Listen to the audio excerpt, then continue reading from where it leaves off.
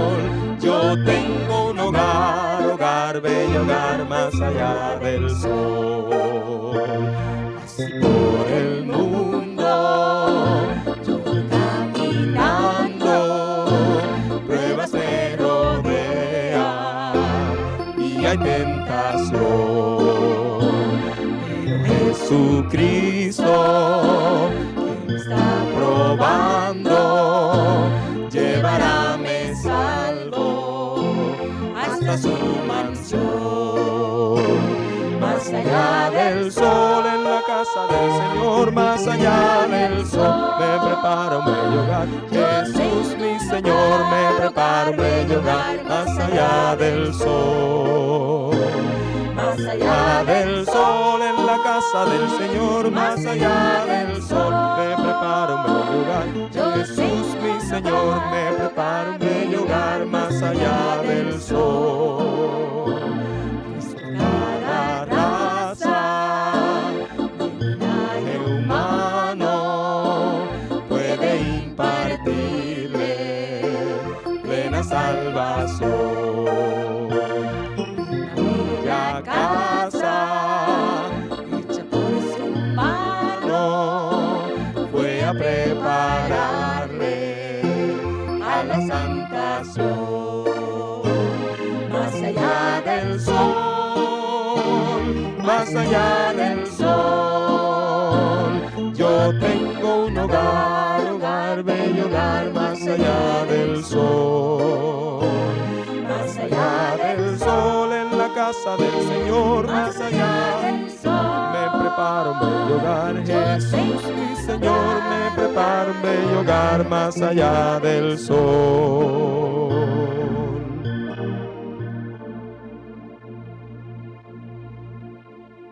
Vamos a seguir alabando el nombre de aquel que nos amó con un amor incalculable. Oh amor de Dios.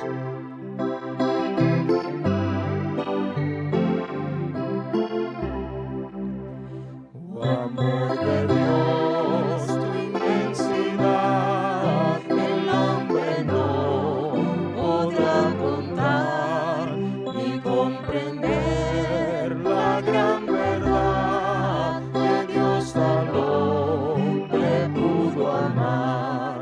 Cuando el pecado entró al hogar de Adán y Eva en Edén, Dios lo sacó, mas prometió un Salvador también. Oh amor de Dios, brotando estás, inmensurable, eterna, por las edades durarás, inagotable, raudal.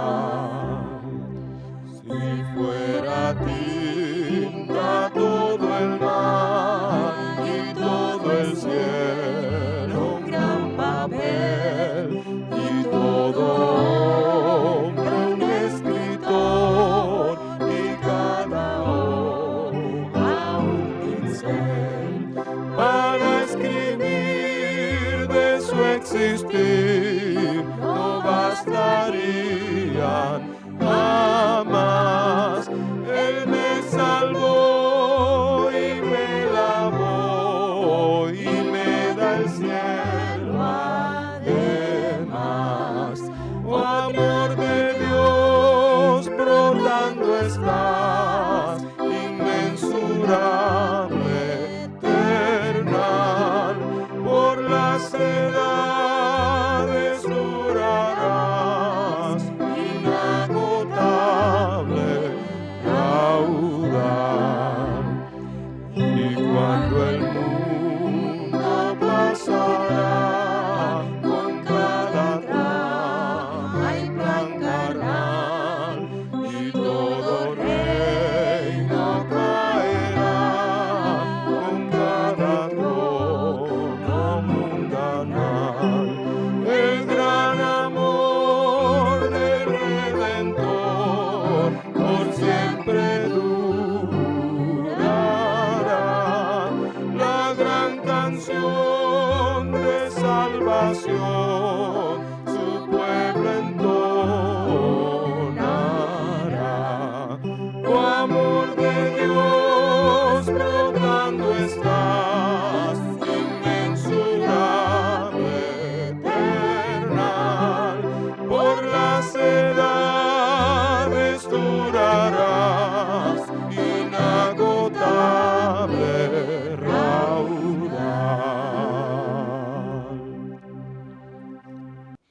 con esta concluimos nuestro servicio de cantos en esta mañana. Cantaremos en esta ocasión, oh buen maestro despierta. No importan las pandemias, las crisis, los problemas, el Señor ha dicho haya paz.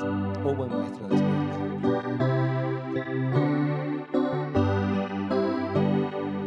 Oh buen maestro despierta, que ruge la tempestad.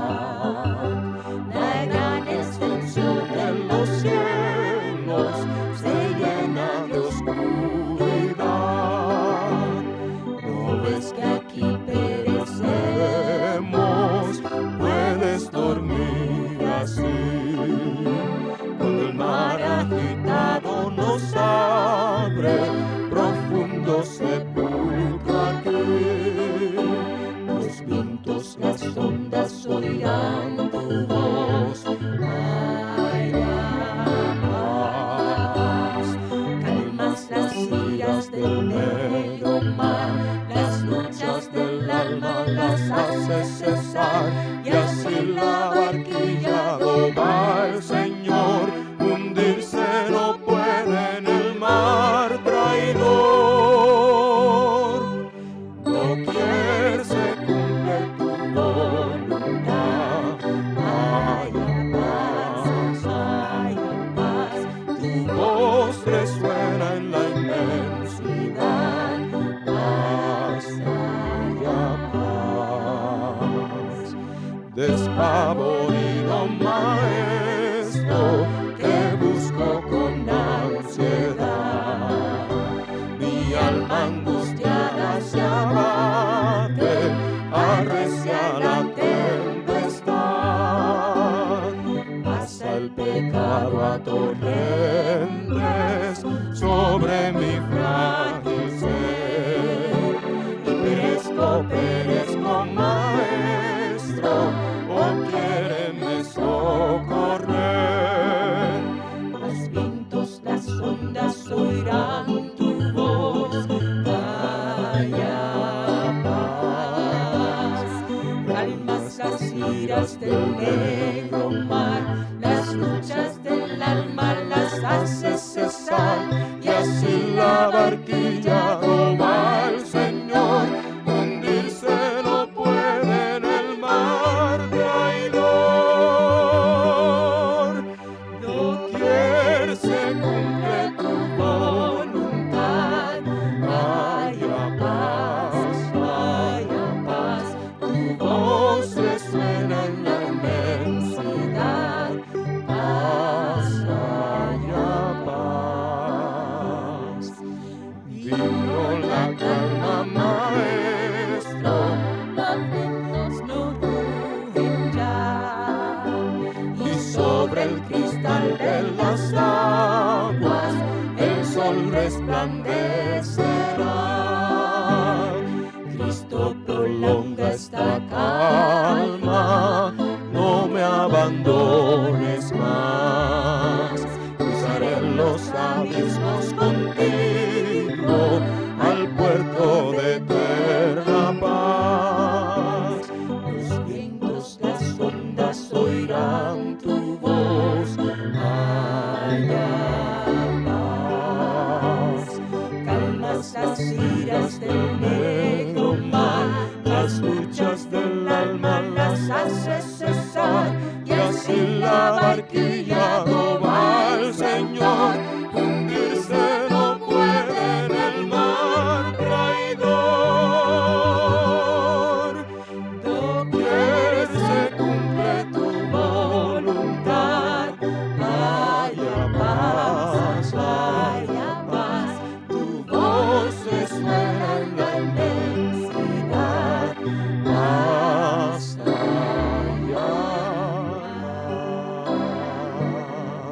paz. Feliz sábado para cada uno de ustedes que se encuentran conectados, ya sea por Facebook Live, por YouTube o por la aplicación Zoom.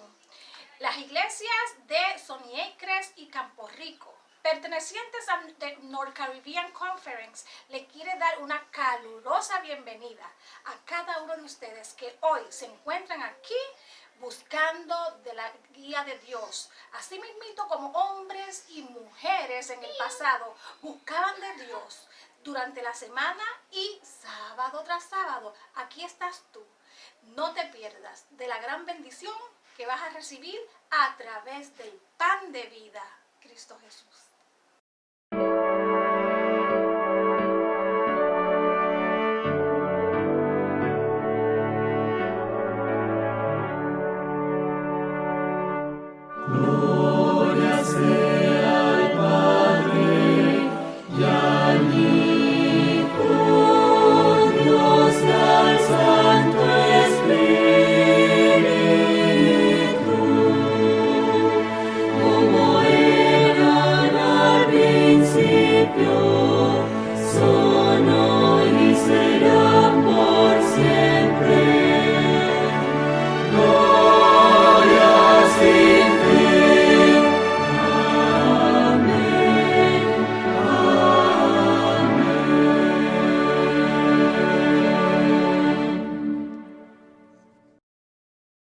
Querido Dios que estás en el cielo, invocamos tu presencia en esta hora para que nos acompañes con la presencia del Espíritu Santo y nos ayudes en la lectura de las Escrituras y durante este culto de adoración. En Jesús. Amén. Ahora vamos a anunciar el himno 70. Ok, seguimos alabando el nombre de Dios, el que es santo, santo, santo por los siglos de los siglos. Santo, santo, santo, Dios omnipotente. Canten con nosotros y alaben a Dios.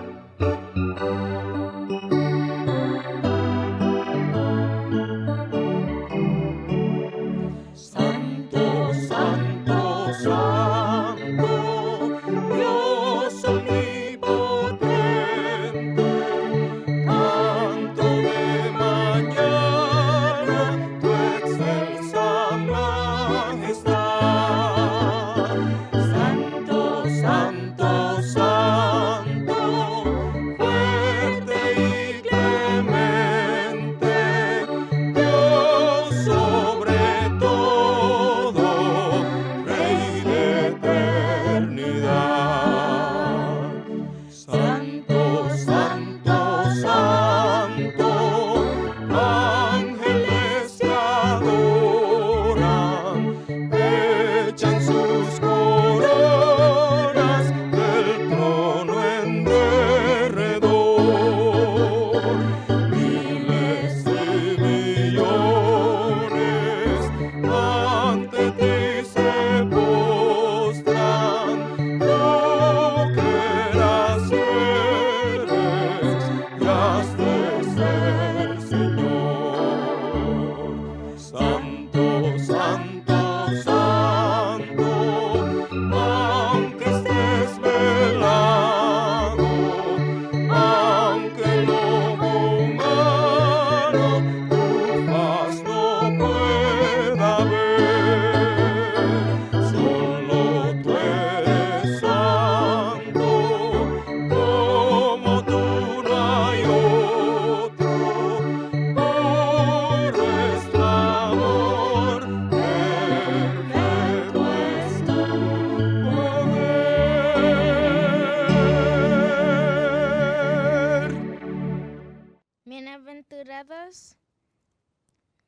Bienaventurados los que padecen persecución por causa de justicia, porque de ellos es el reino de los cielos.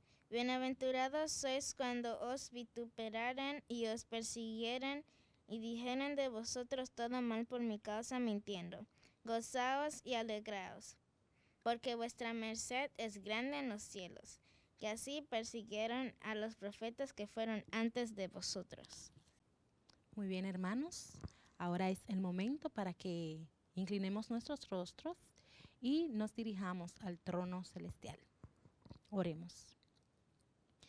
Amantísimo Señor, Padre excelso, a ti sea la honra, la gloria por los siglos de los siglos. En estos momentos, Señor, nosotros nos disponemos a seguir adorándote, a seguir proclamando tu nombre. Ayúdanos, Señor, a tener un encuentro especial contigo. Ayúdanos a entender tu mensaje, a abrir nuestros corazones para recibirlo. Y, Señor, ayuda a que las palabras que el predicador va a decir sean palabras movidas por tu Santo Espíritu, traídas desde el cielo hacia nosotros, Señor. Llénanos de tu Santo Espíritu cada día más y ayúdanos a caminar contigo día tras día. En el nombre de Cristo Jesús. Amén. Probar y ver. Historia de hoy. Impacto Esperanza. Aquel domingo por la mañana, Diego Gabriel Tocona, de Córdoba, Argentina, sale de su casa muy preocupado con un juicio militar en el que está involucrado juntamente con 5 compañeros de trabajo. No sé qué culpa tengo yo. Sin saber qué hacer, Diego se hunde aún más en el alcohol. Aunque vivía con su familia, su matrimonio estaba arruinado y su esposa ya no tenía esperanza. Por lo visto estás en problemas. Estás bebiendo más que antes. Decís que no tengo derecho a meterme en tu vida, pero esto no está bien. Aunque estemos separados, tenés 3 hijos conmigo. Aún con todos tus problemas, seguís siendo el padre de mis hijos. Nuestro grupo policial está siendo investigado. Hoy recibimos un comunicado que seremos separados del trabajo sin recibir salario hasta que concluya la investigación. ¿Y qué vas a hacer? No sé. Toda mi vida he sido policía. No sé hacer otra cosa. Diego comenzó a buscar ofertas de empleo en los diarios y por las calles preguntando en las tiendas si existe un cupo para él. Al regresar, recibe una llamada telefónica de su esposa. ¿Qué pasó? Al entrar en su casa, se da cuenta que alguien había entrado y revuelto todo. Aparentemente, entraron buscando armas. ¿Estás bien? Sí, yo estoy bien. Menos mal que los chicos estaban en la escuela. Fue horrible. Estamos en el fondo del pozo. No tenemos a dónde ir. Solo nos queda buscar una iglesia. Te he estado hablando de esto hace mucho tiempo. Nunca quisiste saber nada de la iglesia ni tampoco nos permitiste tener una religión. ¿Conseguiste trabajo? Sí. Voy a limpiar la basura del camping y a limpiar los baños.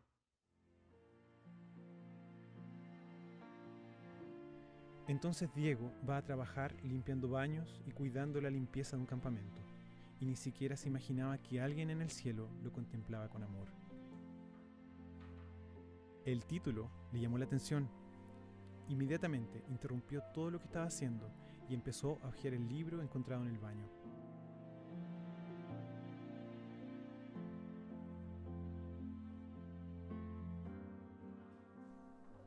Al llegar a casa, estaba ansioso por contarle a su esposa lo que había sucedido. ¿Estabas buscando una iglesia? Sí. Mira, este libro lo encontré en el baño del camping.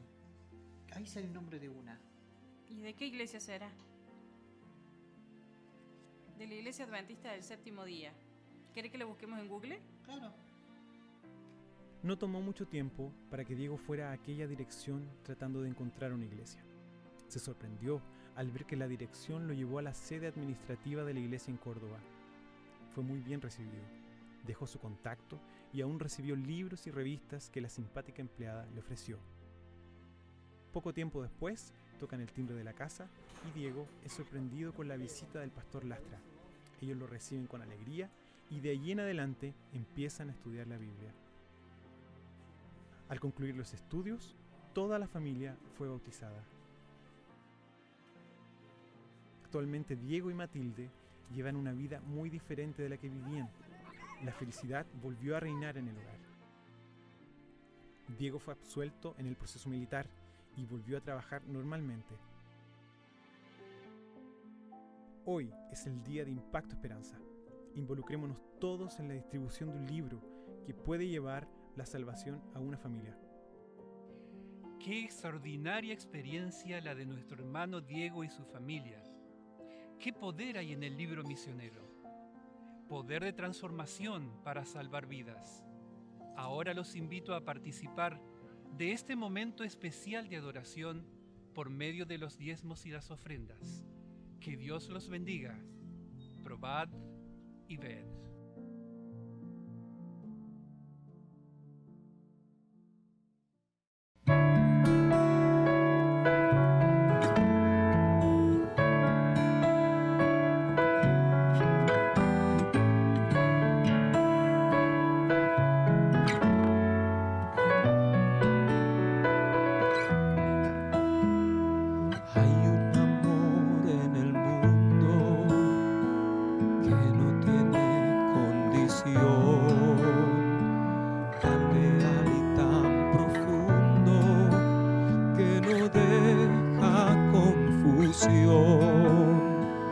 Hay un amor en el mundo que nunca se rendirá. Es el amor más sincero, es el amor más bonito, es el amor de mamá. Y es que su amor no conoce fronteras. A tu lado ella siempre estará. No hay amor tan sincero y bonito como lo es el amor de mamá. Es que su amor no conoce fronteras. Ella siempre estará. No hay amor tan sincero y bonito como lo es el amor de mamá.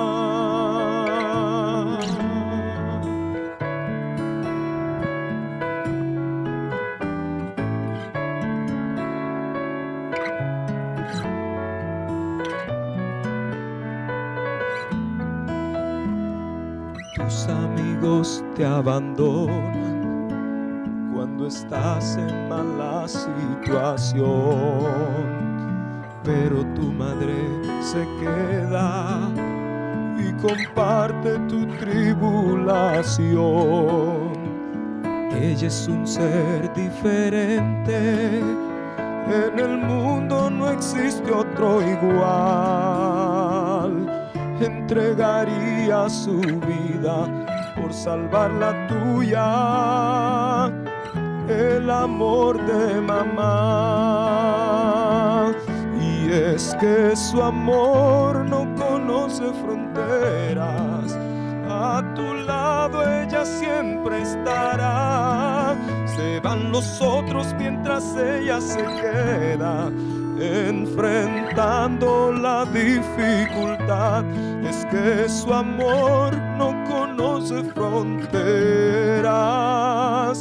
Ella siempre estará. No hay amor tan sincero y bonito como lo es el amor de mamá.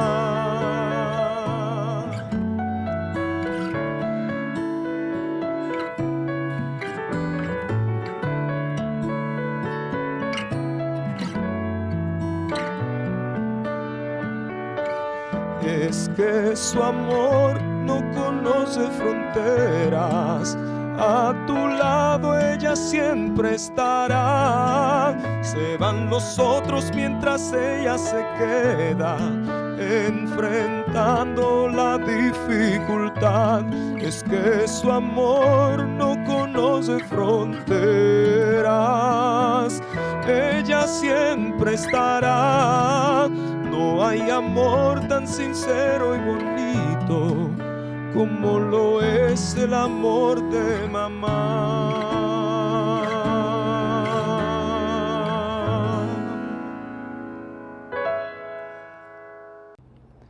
Muy feliz sábado para todos mis hermanos que nos escuchan. El Señor les bendiga grandemente, les llene de salud y fortaleza.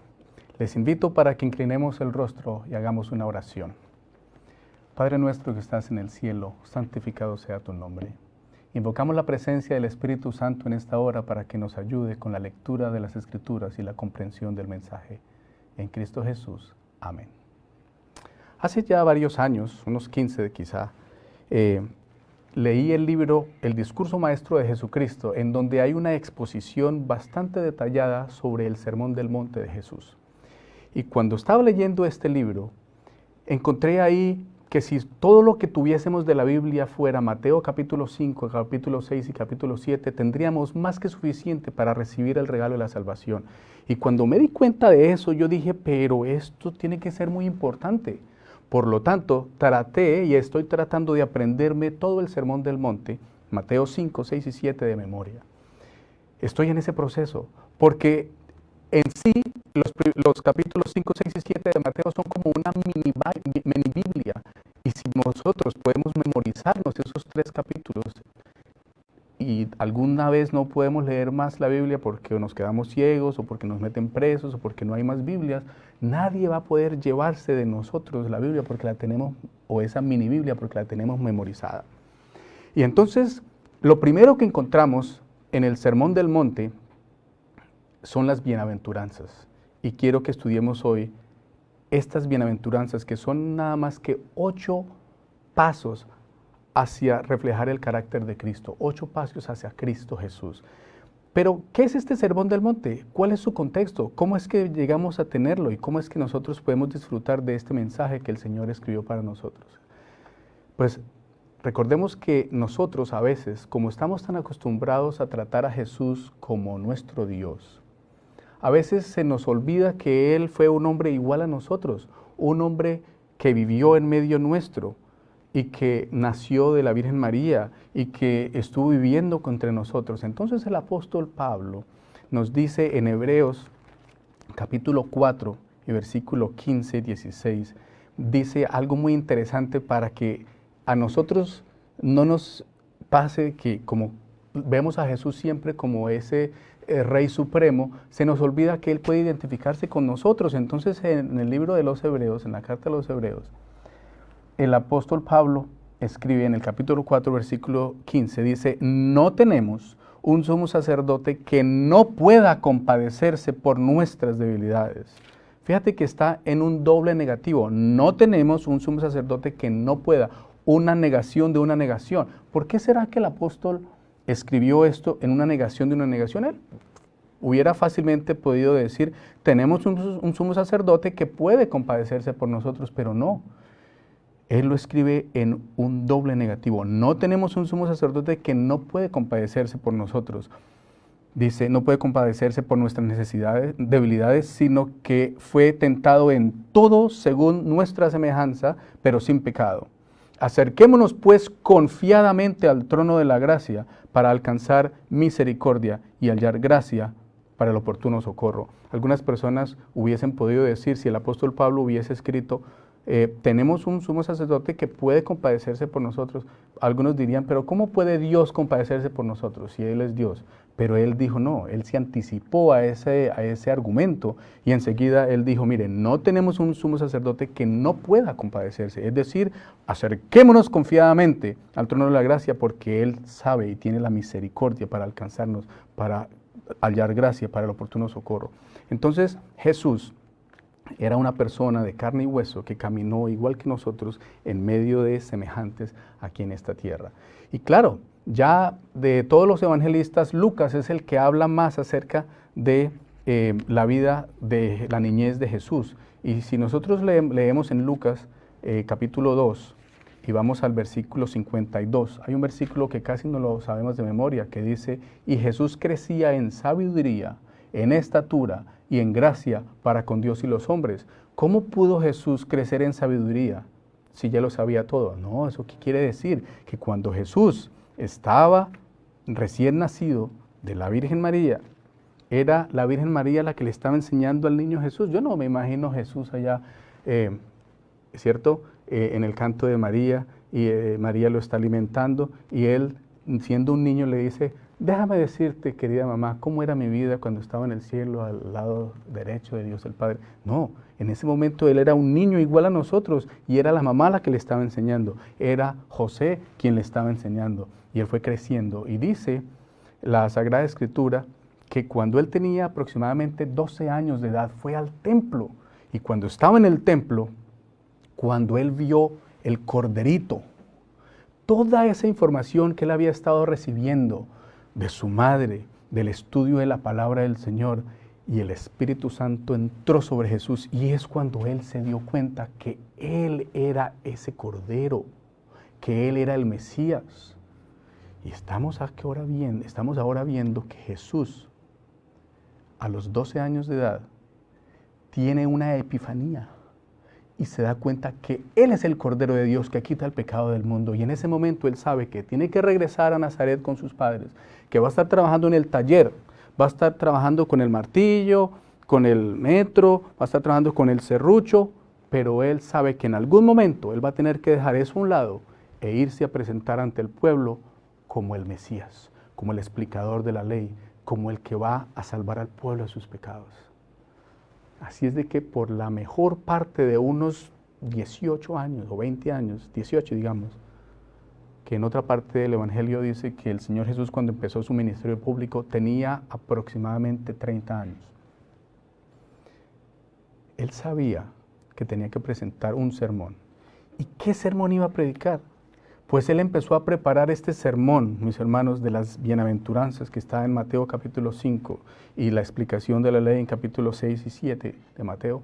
Él tuvo tiempo para prepararlo por 20 años. Él tenía que identificar qué era lo que iba a decir. Había como un ambiente en el aire, como una cierta electricidad en el aire, en el ambiente. Algunas personas que escucharon a Jesús, que estaban listos para escuchar este sermón, lo habían visto cuando Él fue a bautizarse. Cuando llegó en el bautismo, algunos escucharon una voz del cielo: este es mi Hijo amado en el cual tengo complacencia Él oído. Otras personas habían simplemente escuchado como truenos, porque el nivel de percepción espiritual no es igual para todas las personas de acuerdo a su entrega al Señor y a su devoción. Y en ese momento algunos habían visto el milagro que Jesús había hecho en Caná cuando convirtió el agua en vino. Entonces había como esa expectativa de quién es este maestro, quién es este rabí. Y ya dije que tenía como 28 años, ¿verdad? Una persona joven, una persona muy joven de 28 añitos. Si llegara hoy a nuestras iglesias una persona de 28 años y empezara a decir: yo soy la vida, la resurrección, yo soy el Mesías, la Escritura se ha cumplido hoy.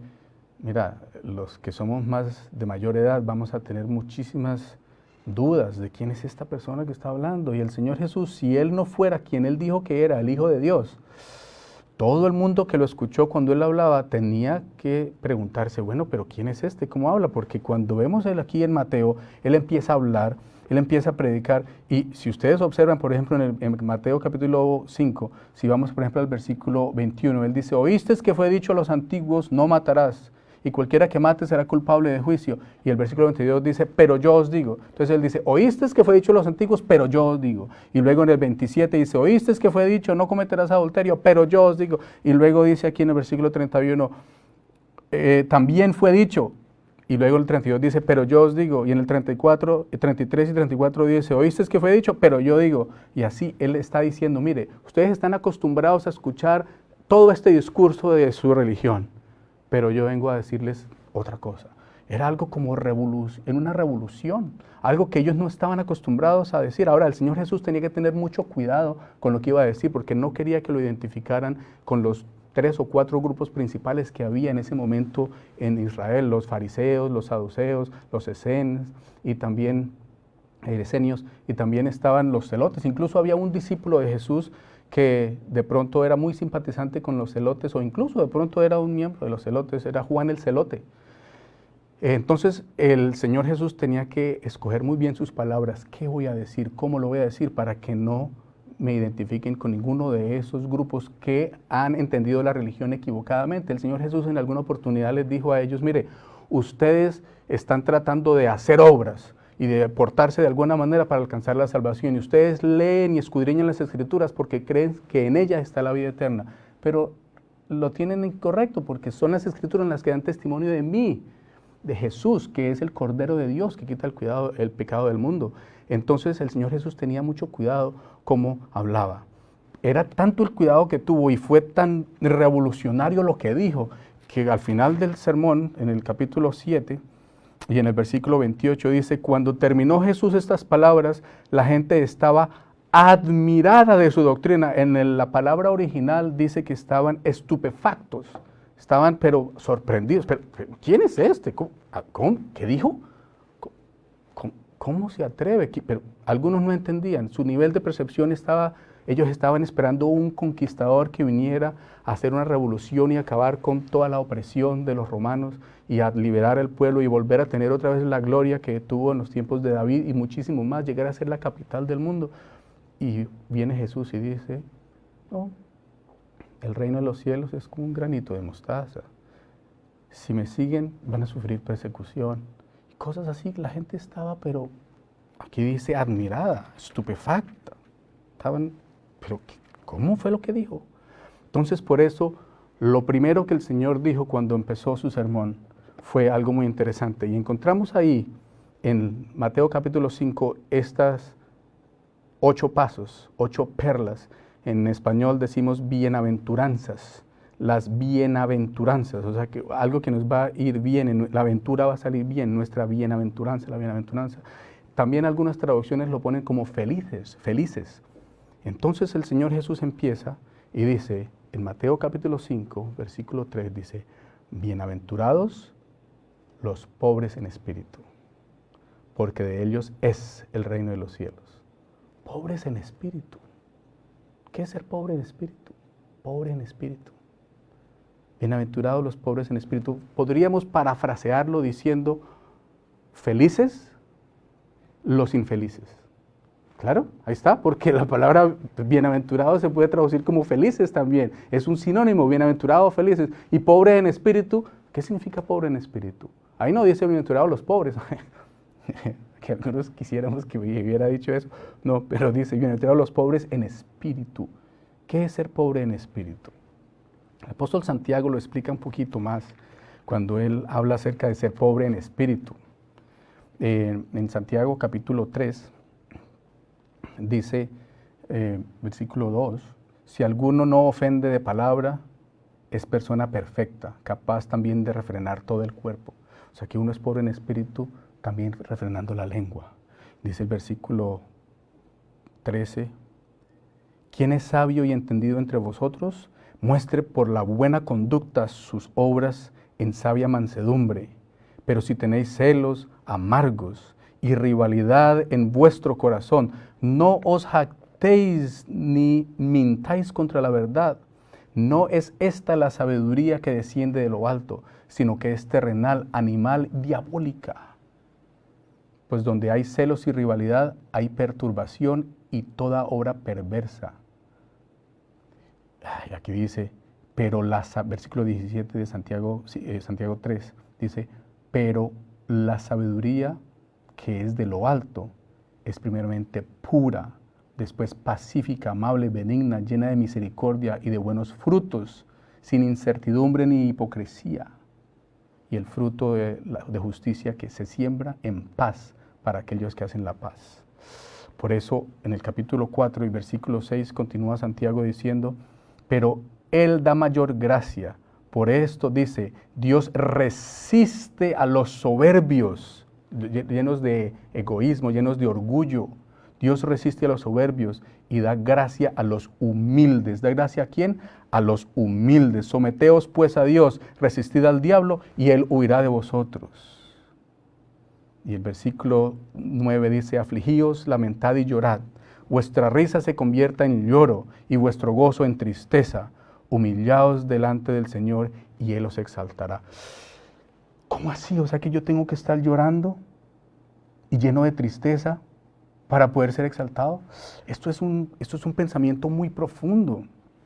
Ya por algo Lucas lo explica un poquito, lo explica de otra manera, de una manera más que lo podemos comprender un poco más. En Lucas capítulo 6 y el versículo 22 dice, bienaventurados seréis cuando los hombres os odien, os aparten de sí, os insulten y desechen vuestro nombre como malo por causa del Hijo del Hombre. Versículo 23 dice, gozaos en aquel día y alegraos, porque vuestra recompensa es grande en los cielos, porque así hacían sus padres con los profetas. Y luego dice el versículo 24, pero hay de vosotros, estoy leyendo de Lucas capítulo 6, dice, pero hay de vosotros ricos, porque ya tenéis vuestro consuelo. Ay de vosotros los que ahora estáis saciados, porque tendréis hambre. Ay de vosotros los que ahora reís, porque lamentaréis y lloraréis. Versículo 26 dice, ay de vosotros cuando todos los hombres hablen bien de vosotros. Este versículo es muy interesante. Ay de vosotros cuando todos los hombres hablen bien de vosotros, porque así hacían sus padres con los falsos profetas.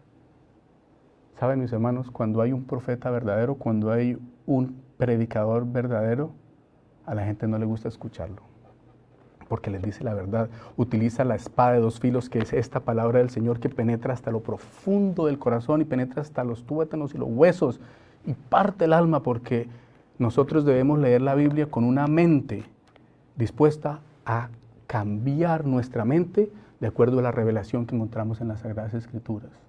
Muchas veces leemos la Biblia para buscar versículos que apoyen lo que yo creo, lo que yo pienso que debe ser, y busco versículos que apoyen mi pensamiento para ir a disparárselos a los demás. Es al revés, es al contrario. Yo debo tener la mente abierta de tal manera que yo encuentro en la Biblia lo que el Espíritu Santo me está hablando, y yo debo cambiar mi corazón, mi mente, para ser suficientemente humilde para aceptar la voluntad revelada de Dios en las Sagradas Escrituras. Por eso no debo ser soberbio, no debo ser envidioso, ni egoísta, ni orgulloso, ni prepotente, ni arrogante. ¿Qué es lo primero que tengo que hacer? En el primer paso que el Señor Jesús nos está dando para que reflejemos el carácter de Jesús, nos dice, bienaventurados los pobres en espíritu, porque de ellos es el reino de los cielos. Ser pobre en espíritu es liberarme de esa necesidad de siempre tener que tener la razón. Siempre tengo que pelear y decir mi punto de vista, y reclamar derechos y morir por mis derechos, pero estar reclamando derechos y reclamando. Muéstrame en la Biblia dónde Jesús reclamó un solo derecho. ¿Dónde andaba él peleando y con carteles por todos lados y participando en los complots que hacían por allá en los sindicatos? Nunca. Ahora, no estoy diciendo que tenemos que ahora dejar que nos abusen, pero sí tenemos que ser pobres en espíritu. Pero no solamente en ese aspecto, sino dejar de pensar tanto en nosotros, dejar de pensar que el mundo siempre se mueve alrededor nuestro. Solo yo y lo que yo quiero, lo que a mí me gusta, lo que no me gusta, lo que como me gusta, como no me gusta, lo que yo quiero, lo que todo es lo que yo, y nos convertimos en un monstruo yo. ¿Por qué no ponemos a los demás primero? Bienaventurados los pobres en espíritu. Entonces, las bienaventuranzas no son perlas de sabiduría aleatorias, son una secuencia en orden, y ese orden fue puesto a propósito por Jesús, porque yo no puedo pasar al siguiente paso sin haber pasado por el primero. Tengo que ser pobre en espíritu, ser humilde, decirle, Señor, yo no soy nadie, tú lo eres todo. Y cuando yo soy pobre en espíritu y reconozco que realmente yo no soy nadie y necesito de un Salvador, entonces empiezo ahora a llegar al segundo punto, que es versículo 4, bienaventurados los que lloran, porque ellos recibirán consolación. ¿Quiénes son los que lloran? Pues estamos llorando y lamentándonos por nuestra situación espiritual. Lo que antes me gustaba hacer, ahora no lo puedo hacer, pero no lo quiero hacer. Pero el apóstol Pablo incluso nos dice, mira, hay una ley que encuentro en mi cuerpo, que el bien que quiero hacer no lo hago, y eso bueno que quiero hacer no lo hago, y eso que yo no quiero hacer, ¿verdad? Esas cosas que yo resulto haciendo son las que yo no quería hacer. Y ahí tenemos un problema, todos. Y empezamos a llorar nuestra situación, de ver cómo yo soy, ay, ¿por qué yo dije lo que te di? ¿Por qué dije eso que dije? Yo tengo que aprender a callar la boca, ¿por qué hablé de más? Empieza uno a llorar y a sentirse triste por su situación espiritual. Entonces, primero yo tengo que humillarme. Tengo que ser pobre en espíritu. Y luego entonces empiezo a llorar, a hacer luto por mi situación espiritual tan paupérrima. Y entonces el Señor Jesús empieza a traernos consolación. Y al empezar a sentirnos mal por eso que nos gustaba, esas cosas que queríamos hacer, que hacíamos y que era el pecado y que estábamos metidos en lo más profundo del lodo del pecado, esas cosas que nos gustaba hacer y que lo disfrutábamos, poco a poco yo ya no las voy a hacer. Y yo lamento que yo las estaba haciendo. Y también lamento que ya no las puedo hacer. Pero poco a poco en el proceso de conversión, que ese proceso de conversión no es una conversión, la santificación no es instantánea, sino que es el proceso de toda una vida, paso a paso. Entonces uno empieza a lamentarse por esa condición en que yo estaba. Y cuando uno empieza con esa condición, llegamos al tercer paso, donde el Señor Jesucristo dice en el versículo 5 de Mateo 5, dice, bienaventurados los mansos, porque recibirán la tierra por heredad. Bienaventurados los mansos. Mansos, ¿qué es ser manso de corazón? Vamos a leer como nos dice Mateo aquí en capítulo 10, versículo 39, donde nos dice algo interesante y vamos a ver cómo lo podemos conectar. En Mateo 10, 39 dice, el que halle su vida en esta tierra la perderá, y el que pierda su vida por mi causa, la hallará. ¿Cómo fue? Aquí lo que dice es que cuando yo ya hallo mi vida aquí, hallo la gloria y la honra de todos los hombres y todo, ya tuve la gloria, ya no voy a tener otra gloria, que ya la tengo, pero aquí lo que dice es, el que halle su vida la perderá. O sea, el que piense creer que él sabe lo que está bien y lo que está mal, el que se diga a sí mismo, no, yo sé lo que está bien, yo sé lo que está mal, yo vivo tranquilo, estoy feliz, tengo todo el confort de la vida, tengo todo lo que necesito y todo. Cuando usted halló su vida es porque ya la perdió en el cielo. Pero aquí dice, y el que la pierda, el que pierda su vida por causa de mí, la hallará en el cielo. Tanto sacrificio que hacemos nosotros a veces cuando nos vamos de misioneros para otros países a trabajar en las misiones, nos hubiéramos podido quedar en el país de origen y tener muchísimo más confort, comodidad. Y algunas personas nos tildan de, ¿pero por qué? ¿Por qué ustedes se sacrifican? ¿Por qué no buscan el dinero? ¿Por qué no? No estamos tratando de jactarnos de eso, pero estamos diciendo que aquí, el apóstol Juan lo dice de una manera más interesante, en Juan 12:25. Juan 12:25, donde dice, Juan 12:25, dice, el que ama su vida la perderá, y el que odia su vida en este mundo, para vida eterna la guardará. Por eso el Señor dice, ninguno puede servir a dos señores, por eso los que aman al mundo se quedarán en el mundo. No podemos estar enamorados del mundo y de lo que el mundo trae, de todos esos contextos en que el mundo nos trae y nos atrae, porque nuestra ciudadanía no es de este mundo. Debemos estar pendientes y si creemos que Cristo viene pronto, tenemos que estar haciendo planes para pronto estar con el Señor. Tenemos que hacer planes como si fuéramos a vivir en esta tierra por 200 años, pero estar listos por si Cristo viene hoy, porque hoy yo tengo que entregar mi corazón al Señor en el momento que sea necesario. Entonces nos volvemos mansos cuando perdemos nuestra vida en esta tierra, pero la ganamos en el cielo. Y al momento de ser manso, al momento de volvernos humildes y mansos de corazón, entonces hay algo que está dentro de nosotros que empieza a traernos hambre y sed de justicia, porque nos damos cuenta que hay muchas injusticias que nos hacen en contra nuestra y muchas injusticias que hay contra toda la humanidad, tanto dolor y sufrimiento de personas inocentes. Y nos empezamos a dar cuenta, al ser mansos de corazón, que hay algo completamente mal en este mundo y queremos que haya justicia, queremos que se haga justicia, queremos que el Señor Jesucristo venga y traiga la verdad. Tenemos hambre y sed de justicia, pero dice el versículo 6, bienaventurados los que tienen hambre y sed de justicia, porque serán saciados. ¿Serán qué? Saciados, serán saciados. Por eso ya primera de Pedro 2:2, vamos a mirar en el libro de Pedro, en la carta de San Pedro, primera de Pedro capítulo 2 y versículo 1 y 2 dice, desechad pues toda malicia, todo engaño, hipocresía, envidias y toda maledicencia, y desead como niños recién nacidos la leche espiritual no adulterada, para que por ella crezcáis para salvación, ya que habéis gustado la bondad del Señor. Cuando nosotros empezamos a estar en ese proceso de la salvación, de la santificación, cuando somos pobres en espíritu, inmediatamente empezamos a llorar por nuestra situación espiritual y entonces somos consolados y ahora nos volvemos mansos y humildes. Y al ser mansos y humildes nos da muchísima deseo de encontrar que el Señor haga justicia. Por eso queremos que el Señor venga pronto, venga pronto. ¿Por qué queremos que el Señor venga ya? Para que se acabe tanta injusticia. Ahora, el que no debe nada, no teme nada. Aquellas personas que no quieren que Jesús venga ya es porque tienen algún temor, que no se han entregado completamente al Señor, que no han pasado por el primer paso de ser pobres en espíritu y decir, Señor, realmente no soy yo, eres tú.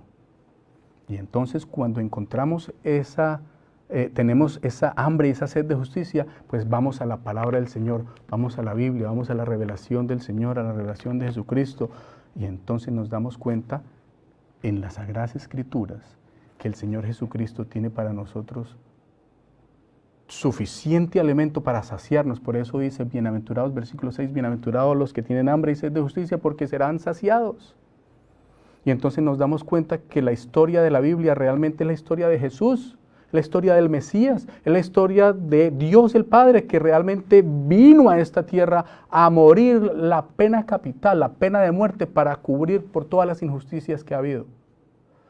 Y entonces ahora podemos decir, oye, Dios no tuvo culpa de ningún pecado, no tuvo culpa de ningún sufrimiento, de ningún inocente, pero Él decidió venir y dar la cara y morir la pena de muerte para pagar por esa injusticia, para después todo aquel que en Él crea no se pierda, sino que tenga vida eterna. El Señor Jesucristo no quiere que ninguno perezca, sino que todos procedamos al arrepentimiento. Todos. Y entonces nos damos cuenta en las Sagradas Escrituras que el Señor nos ha tratado con muchísima misericordia. Y al tratarnos con esa misericordia, nosotros entonces vamos a empezar a tratar a los demás con misericordia. Y ese es el siguiente paso. Ese es el paso número 5, donde dice el versículo 7, bienaventurados los misericordiosos, porque alcanzarán misericordia. Entonces vamos a tratar a nuestro prójimo con misericordia. No vamos a tratar a la gente para criticarla, para señalarla y para sacarla de nuestro medio y para jactarnos de que nosotros somos los mejores, que tenemos lo mejor, que tenemos la doctrina correcta, sino que vamos a ver a todos como candidatos para el cielo. ¿Candidatos para dónde? Para el cielo. Toda persona es un candidato para el reino de Dios. Toda persona.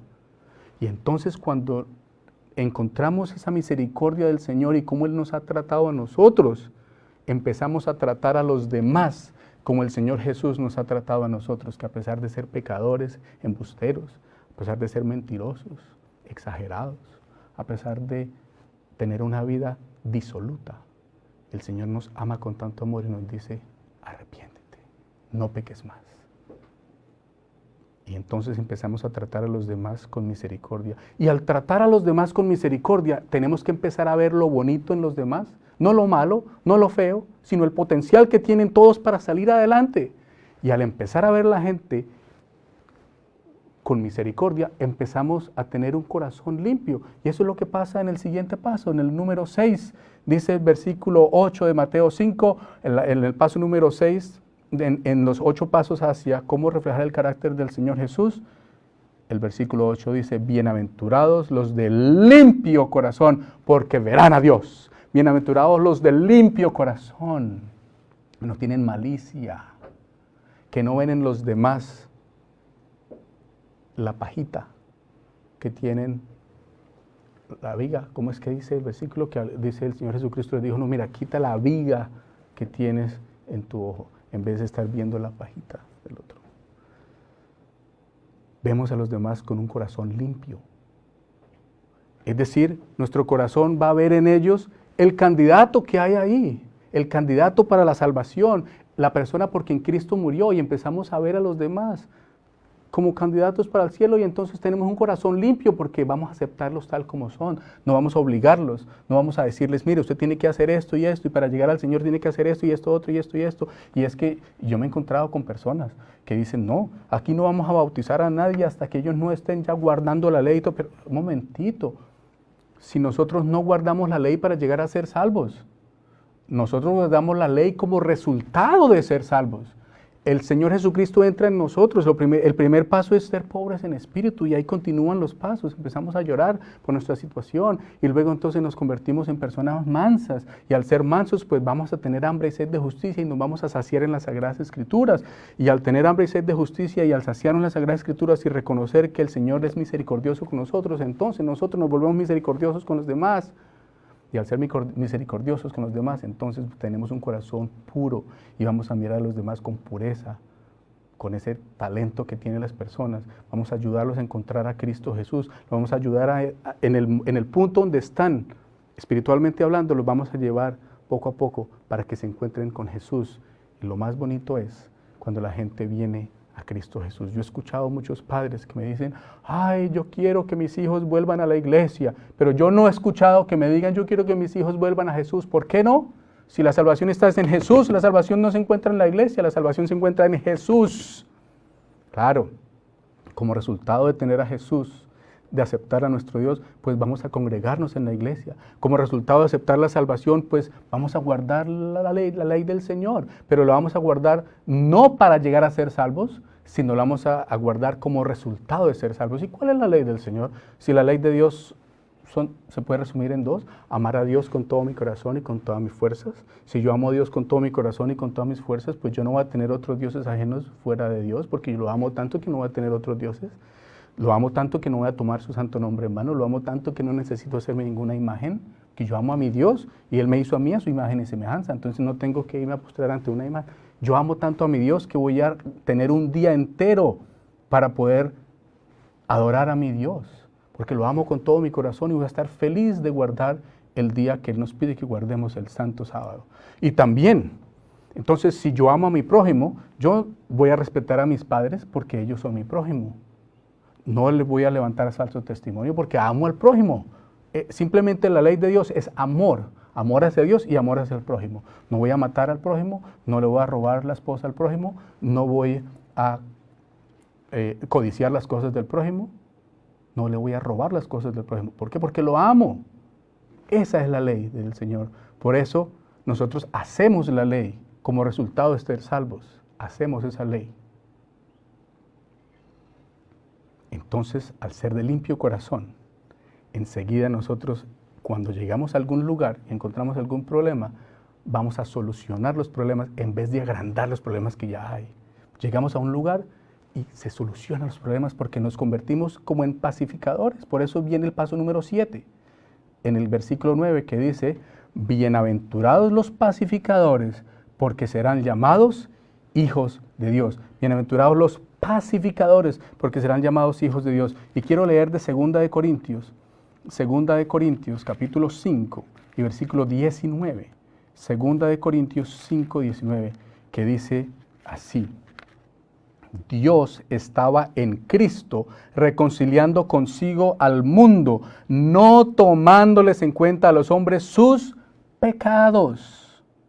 Y nos encargó a nosotros la palabra de la reconciliación. Nos encargó a nosotros la palabra de ¿qué?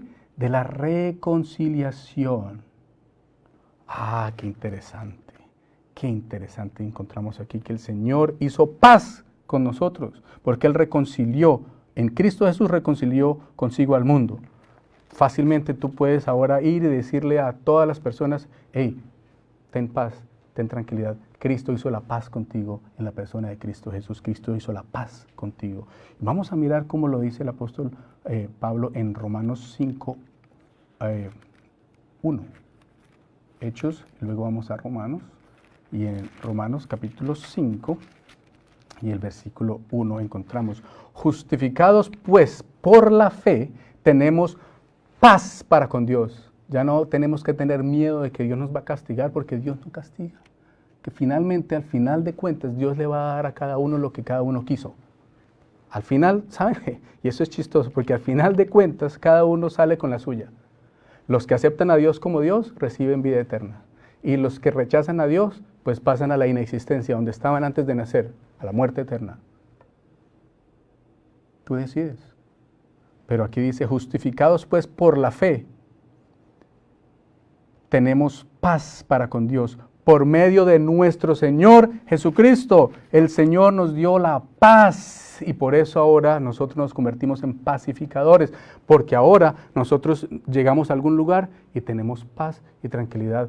Encontramos un lugar en caos y cuando llegamos a ese lugar, por medio del Espíritu Santo, podemos llegar a traer paz, así sea con una sonrisa, así sea nada más con una buena ayuda en el momento que más lo necesitan.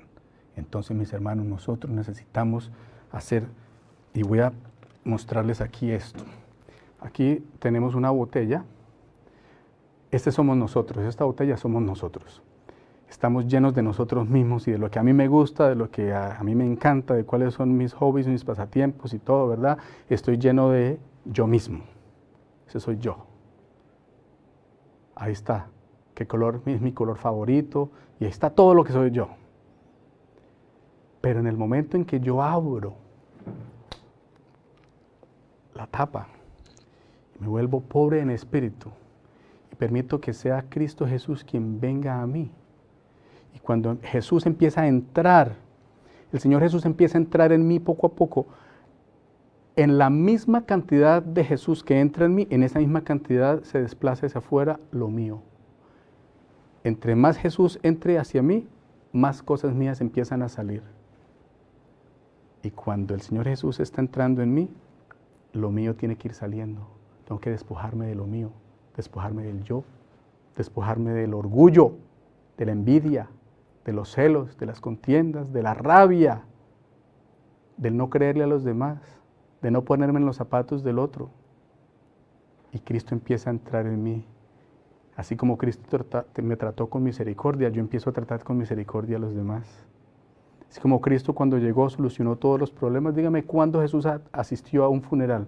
El Señor Jesús asistió a funerales, asistió a uno, pero el muerto resucitó, solucionó el problema. Y por accidente llegó a otros dos, a otro funeral que iba en camino al cementerio, el hijo de la viuda de Naín, y el Señor Jesús se encontró y se resucitó. Cuando fue a la casa de Jairo, pues no había un funeral todavía, pero estaba la niña muerta y el Señor la resucitó. Donde el Señor entró, se solucionaron los problemas. Claro, estoy dando un ejemplo bastante grande, el ejemplo de la resurrección de alguien, pero no hablemos de la resurrección de alguien, hablemos de que cuando Jesús entra en mí, mi carácter empieza a reflejar el carácter del Señor. Y así como el Señor Jesús era un pacificador, entonces ahora yo me convierto en un pacificador. Y eso es lo que dice aquí la Sagrada Escritura en el versículo 9. Bienaventurados los pacificadores. Miren lo que dice, porque serán llamados, ¿qué? Hijos de Dios. Bienaventurados los pacificadores, porque serán llamados hijos de Dios. ¿Quién era el Hijo de Dios? ¿Quién? ¿Quién era el Hijo de Dios? Jesús. Y ahora aquí está diciendo el Señor Jesús, bienaventurados los pacificadores porque serán llamados hijos de Dios. Pues permítame una paráfrasis aquí. Bienaventurados los pacificadores porque son como Jesús en miniatura. Somos como Jesús, somos hijos de Dios, los pacificadores son hijos de Dios. Los que no traen paz, sino que traen revuelo y contiendas y peleas y rivalidades y envidia, ¿esos no son hijos de Dios? Entonces, los pacificadores son llamados hijos de Dios. Si tú eres un pacificador, eres un hijo del Señor. Y cuando hay suficiente Jesús en ti, cuando hay suficiente Jesús en ti, cuando tú estás completamente vacío de ti mismo y solamente Jesús vive en ti, tú te conviertes en una amenaza para el reino de las tinieblas. Y hay alguien que no va a estar contento contigo. Hay alguien que no va a estar contento contigo y ese es el enemigo de Dios. Porque el enemigo de Dios odia a Jesús. Y por eso el Señor Jesucristo dice en la siguiente bienaventuranza, en el versículo 10, bienaventurados los que padecen persecución por causa de la justicia, porque de ellos es el reino de los cielos. Versículo 11, bienaventurados seréis cuando por mi causa os insulten, os persigan y digan toda clase de mal contra vosotros mintiendo. Y versículo 12 dice, gozaos y alegraos, porque vuestra recompensa es grande en los cielos, pues así persiguieron a los profetas que vinieron antes de vosotros. Mis hermanos, el Señor Jesucristo dice, en el mundo tendréis aflicción, pero confiad, yo he vencido al mundo. El apóstol Pedro, el apóstol Pablo, el apóstol Juan dice, si ustedes son verdaderos discípulos del Señor, hay algo inevitable y es que los van a perseguir. Hermanos, ¿nos están persiguiendo hoy en día? ¿Será que estamos sufriendo persecución? El diablo va a utilizar cualquier persona o animal o institución, hasta los mismos miembros de la iglesia, incluso hasta pastores, para perseguirnos. Nos van a prohibir predicar, porque estamos predicando, porque estamos reflejando el carácter del Cristo Jesús. Pero si no hay nada de Jesús en mí, pues no hay nada que perseguir. No pensemos que porque no pensemos que porque no hay persecución en este momento, no pensemos que porque el diablo no nos está persiguiendo en este momento es que el diablo se volvió buena gente por un ratito. No, es porque de pronto no hay nada que perseguir en nosotros. Mis hermanos, el proceso de la santificación es un proceso de toda una vida. Primer paso, ser pobre en espíritu. Como resultado de ser pobre en espíritu, entonces yo lloro mi condición espiritual. Y al llorar, entonces soy consolado con el Señor y me vuelvo manso, humilde, tranquilo. Y al ser manso y humilde, entonces me doy cuenta que la gente abusa de nosotros. Y me doy cuenta de todos los abusos que hay en este mundo y el sufrimiento y el dolor. Y entonces empezamos a tener hambre y sed de justicia. Queremos que se haga justicia y que el Señor regrese pronto. Y entonces el Señor nos sacia leyendo su palabra y escuchando la voz del Espíritu Santo. Y entonces al ser saciados, empezamos a ser misericordiosos porque nos damos cuenta que el Señor nos trató con misericordia. Y al tratarnos con misericordia, tratamos a los demás con misericordia. Vemos en ellos el candidato para el cielo, no el candidato para el infierno. Y entonces le presentamos a Cristo Jesús. Y por eso nos volvemos de limpio corazón. Y al ser de limpio corazón, entonces nos convertimos en pacificadores. Y al ser pacificadores, somos como Jesús. Somos llamados hijos del Señor. Y al reflejar en nosotros el carácter de Jesús, pues somos perseguidos y padecemos todo tipo de persecución. Mis hermanos, es mi invitación en esta hora, para que nosotros podamos entregar nuestro corazón al Señor y decirle, Señor, realmente estos 8 pasos me muestran el caminar del cristiano paso a paso. Y el más importante es el número 1, porque no puedo llegar a los demás sin haber pasado por los anteriores. Es una secuencia lógica y en orden y no se puede saltar. Hay muchas personas que se saltan el paso 1 y tratan de llegar a los otros pasos. Incluso el Señor Jesucristo dice que cuando Él venga, algunos le van a decir, pero nosotros teníamos frutos, no estábamos nosotros predicando el Evangelio, no estábamos visitando a los enfermos en el hospital, no estábamos atendiendo a los que estaban en la cárcel. Y el Señor Jesús les va a decir, ¿ustedes? Apartados de mí, yo nunca los conocí. ¿Estaban teniendo frutos? Sí. ¿Estaban sacando fuera demonios? Sí. Tenían frutos, pero eran frutos falsos porque se habían pasado los pasos. El primer paso es caer humillados ante el Señor y decirle, Señor, yo no soy nadie, tú lo eres todo. Yo soy súbdito tuyo, tú eres el Rey del universo, desciende sobre mí. Cuando el Espíritu Santo entra sobre nosotros, esa conversión que ocurre, cuando el Espíritu Santo entra, Él va a estar en nuestra mente y ahora no solamente vamos a creer, sino que ahora vamos a saber que Dios existe y que nos está acompañando y que nos está ayudando, porque lo vamos a tener, lo vamos a sentir dentro de nosotros. Y Él va a obrar en nosotros tanto el querer y el hacer por su buena voluntad. ¿Cuántos de ustedes quieren hoy decirle al Señor, Señor, ayúdame a empezar? Ayúdame a empezar con este primer paso, ayúdame a ser pobre en espíritu, ayúdame a liberarme de la necesidad de siempre tener la razón, ayúdame a liberarme de la necesidad de siempre pelear y argumentar contra los demás para tratar de demostrar que yo sé y los demás no saben. Porque Dios no va a salvar a los que saben qué día es el día de guardarse. El Señor no va a salvar a los que saben las doctrinas, el Señor va a salvar a los que hacen la voluntad del Padre que está en los cielos, a los que reflejan el carácter de Cristo. El Señor Jesucristo va a salvar a los que creen en Jesús, no a los que saben en qué creía Jesús, sino a los que hacen la voluntad del Señor, porque Cristo obra en ellos, tanto el querer como el hacer, por su buena voluntad. Ese es su deseo de oración. Pues les invito para que hagamos una oración. Oremos.